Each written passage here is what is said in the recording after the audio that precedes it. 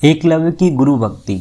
आचार्य द्रोण राजकुमारों को धनुर्विद्या की विधिवत शिक्षा प्रदान करने लगे। उन राजकुमारों में अर्जुन के अत्यंत प्रतिभावान तथा गुरु भक्त होने के कारण वे द्रोणाचार्य के प्रिय शिष्य थे। द्रोणाचार्य का अपने पुत्र अश्वत्थामा पर भी विशेष अनुराग था, इसलिए धनुर्विद्या में वे सभी राजकुमारों में अग्रणी थे, किंतु अर्जुन अश्वत्थामा से भी अधिक प्रतिभावान थे।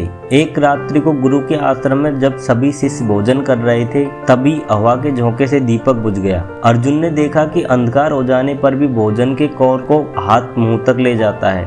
इस घटना से उन्हें यह समझ में आया कि निशाना लगाने के लिए प्रकाश से अधिक अभ्यास की आवश्यकता है, और उसने रात्रि के अंधकार में निशाना लगाने का अभ्यास करना शुरू कर दिया। गुरु द्रोण उसके इस प्रकार के अभ्यास से अत्यंत प्रसन्न हुए। उन्होंने अर्जुन को धनुर्विद्या के साथ ही गदा, तोमर, तलवार आदि शस्त्रों के प्रयोग में निपुण कर दिया। उन्हीं दिनों हिरण्य धनु नामक निषाद का पुत्र एकलव्य भी धनुर्विद्या सीखने के उद्देश्य से द्रोणाचार्य के आश्रम में आया, किंतु निम्न वर्ण का होने के कारण द्रोणाचार्य ने उसे अपना शिष्य बनाना स्वीकार नहीं किया। निराश होकर एकलव्य वन में चला गया। उसने द्रोणाचार्य की एक मूर्ति बनाई और उस मूर्ति को गुरु मानकर धनुर्विद्या का अभ्यास करने लगा। एकाग्र चित्त से साधना करते हुए अल्पकाल में वह धनुर्विद्या में अत्यंत निपुण हो गया।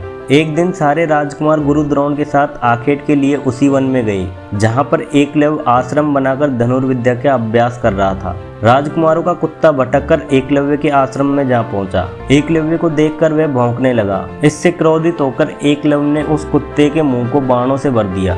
एकलव्य ने इस कौशल से बाण चलाए कि कुत्ते को किसी प्रकार की चोट नहीं लगी, किंतु बाणों से बिंध जाने के कारण उसका भौंकना बंद हो गया। कुत्ते के लौटने पर जब अर्जुन ने धनुर्विद्या के उस कौशल को देखा तो वो द्रोणाचार्य से बोले, हे गुरुदेव, इस कुत्ते के मुंह में जिस कौशल से बाण चलाए हैं उससे तो प्रतीत होता है कि यहाँ पर कोई मुझसे भी बड़ा धनुर्धर रहता है। अपने सभी शिष्यों को लेकर द्रोणाचार्य एकलव्य के पास पहुंचे और बोले, हे वत्स, क्या ये बाण तुम ही ने चलाए हैं? एकलव्य के स्वीकार करने पर उन्होंने पुनः प्रश्न किया, तुम्हें धनुर्विद्या की शिक्षा देने वाले कौन हैं? एकलव्य ने उत्तर दिया, गुरुदेव, मैंने तो आपको ही गुरु स्वीकार करके धनुर्विद्या सीखी है। इतना कहकर उसने द्रोणाचार्य को उनकी मूर्ति के समक्ष ले जाकर खड़ा कर दिया। द्रोणाचार्य नहीं चाहते थे कि कोई अर्जुन से बड़ा धनुर्धारी बन पाए। वे एकलव्य से बोले, यदि मैं तुम्हारा गुरु हूँ तो तुमको मुझे गुरु दक्षिणा भी देनी चाहिए। एकलव्य बोला, गुरुदेव, गुरु दक्षिणा के रूप में आप जो भी मांगेंगे मैं देने के लिए तैयार हूँ। इस पर द्रोणाचार्य ने एकलव्य से गुरु दक्षिणा के रूप में उसके दाहिने हाथ के अंगूठे की मांग की।